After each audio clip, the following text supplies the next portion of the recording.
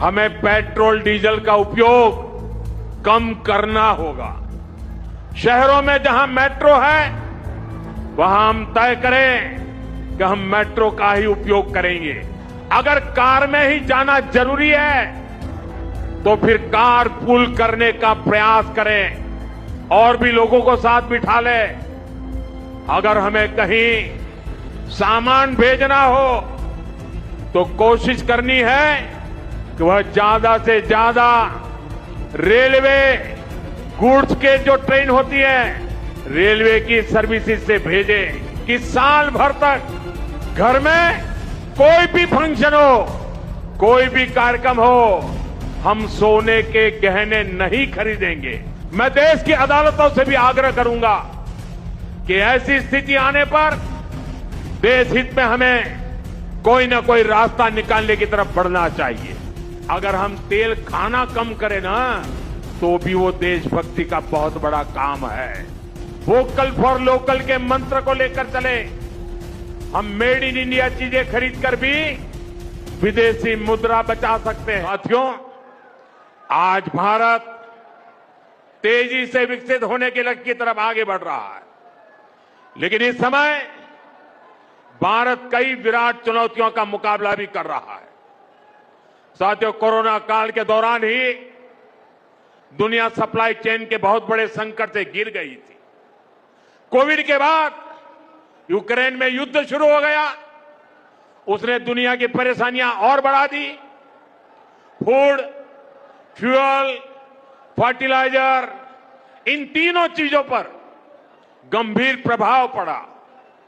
बीते 5-6 वर्षों में इस संकट से निपटने के लिए हमारी सरकार निरंतर प्रयास कर रही है।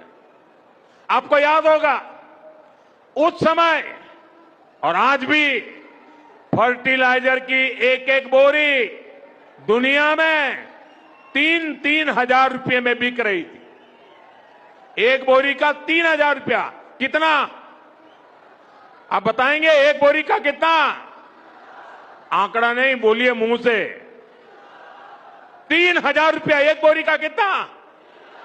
एक बोरी का कितना? एक बोरी का कितना?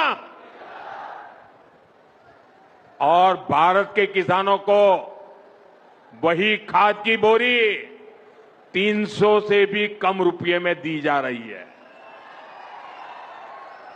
3,000 के सामने 300 रुपये में।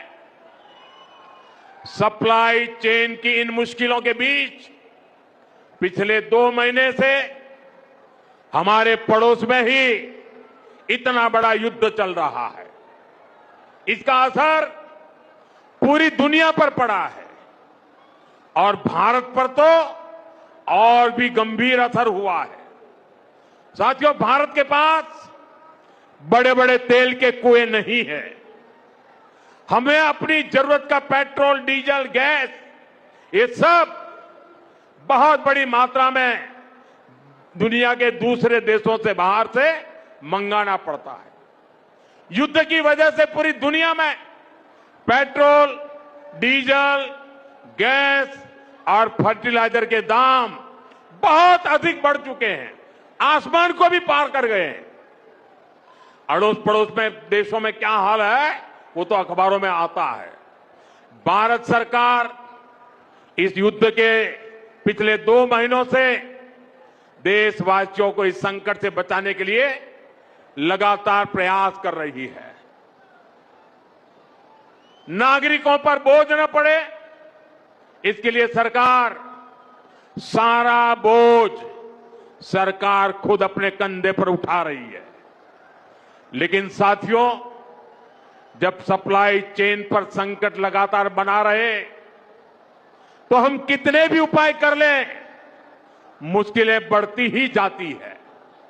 इसलिए अब देश को सर्वोपरि रखते हुए, मां भारती को सर्वोपरि रखते हुए हमें एकजुट होकर के लड़ना होगा।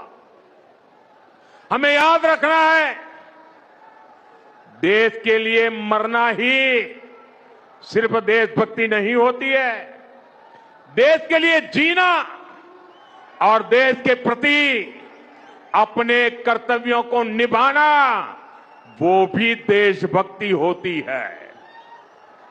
इसलिए वैश्विक संकट के इस समय में हमें कर्तव्यों को सर्वोपरि रखते हुए कुछ संकल्प लेने होंगे और उन संकल्पों को पूरे समर्पण भाव से पूरा करना होगा। जैसे एक बड़ा संकल्प है पेट्रोल डीजल का संयम से इस्तेमाल करना। साथियों, हमें पेट्रोल डीजल का उपयोग कम करना होगा। शहरों में जहां मेट्रो है वहां हम तय करें कि हम मेट्रो का ही उपयोग करेंगे, ज्यादा से ज्यादा मेट्रो में ही जाएंगे।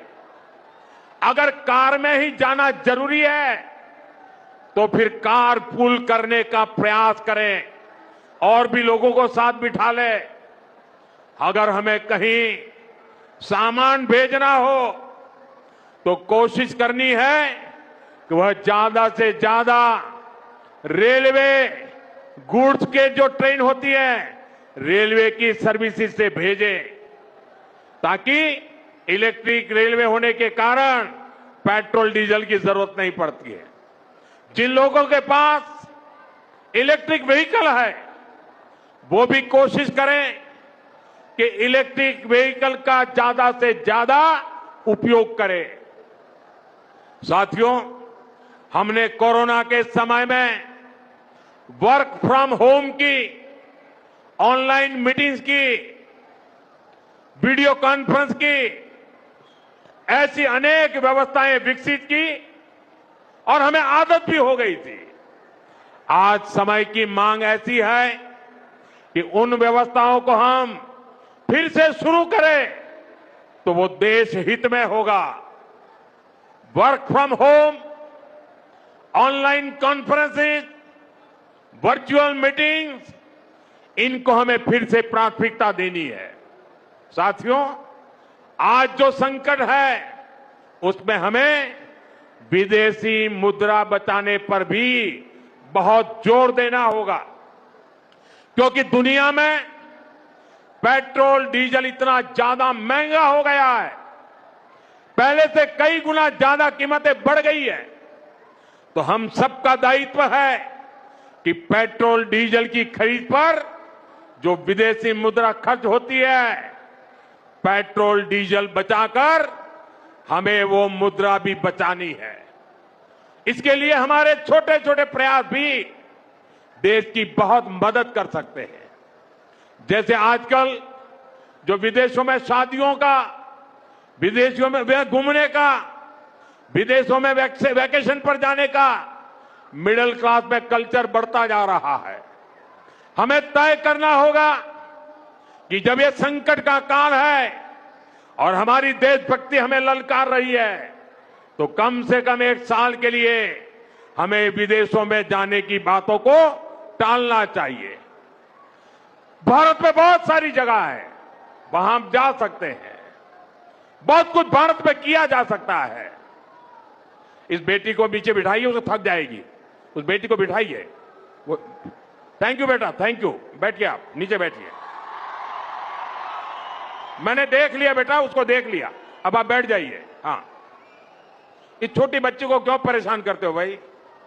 इन बच्चों को बैठने दीजिए प्लीज, बच्चों को परेशान मत कीजिए जी।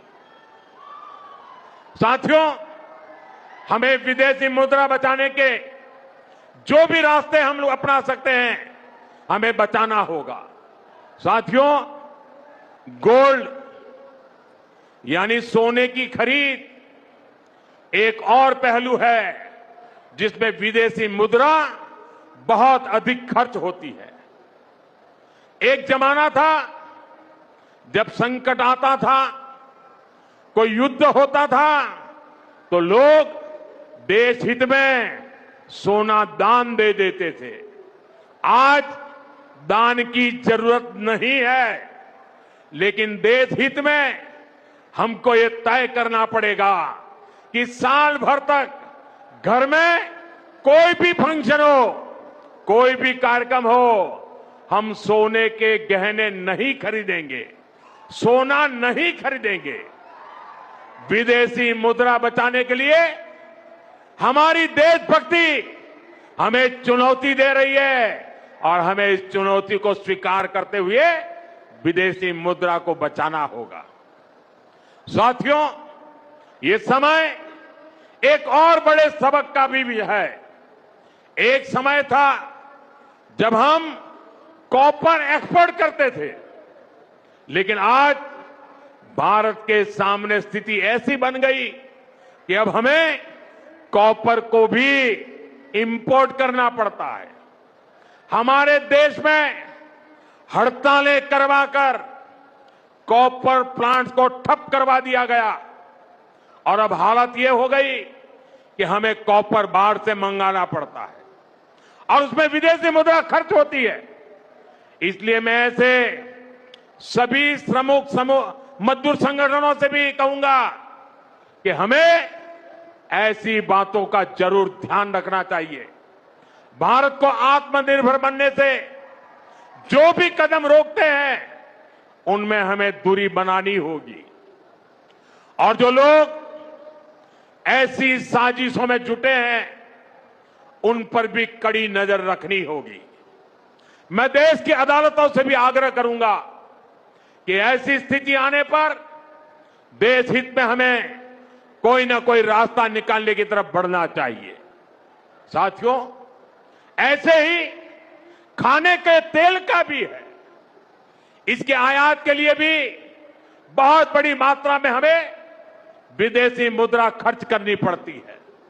हर परिवार अगर खाने के तेल में खाने का तेल का जो उपयोग करता है, अगर वो कुछ कमी करे, मैंने बार बार कहा है 10% कम करो।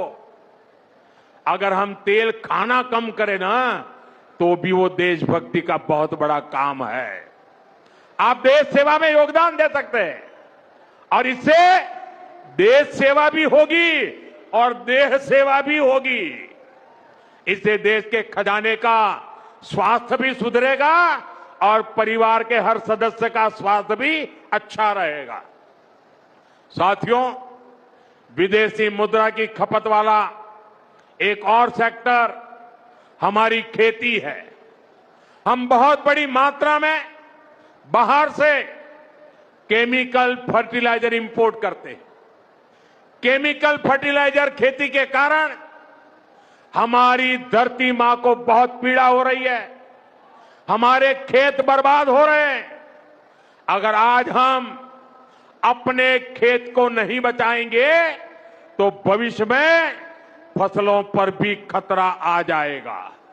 इसलिए बहुत जरूरी है कि हम केमिकल फर्टिलाइजर की खपत 25%, 30%, 40%, 50% उसको घटाए आधी कर दें और हम उसके साथ साथ नेचुरल फार्मिंग की तरफ बढ़ें। हम फर्टिलाइजर का उपयोग कम करके विदेशी मुद्रा भी बचा सकते हैं और साथ साथ अपने खेत को बचा सकते हैं, हमारी ये धरती मां को बचा सकते हैं और यह हमें करना ही होगा। आज वैश्विक संकटों से जो चुनौतियां आई है, हमें उन चुनौतियों को परास्त करना होगा। साथियों, भारत सरकार खेतों में डीजल पंप की जगह सोलर पंप की योजना चला रही है। हम खेतों में डीजल पंप की जगह सोलर पंप का उपयोग करने का जोर देना होगा। मैं कोविड काल में भी आग्रह करता था कि हम स्थानीय चीजें खरीदें, वोकल फॉर लोकल के मंत्र को लेकर चले। हम मेड इन इंडिया चीजें खरीदकर भी विदेशी मुद्रा बचा सकते हैं।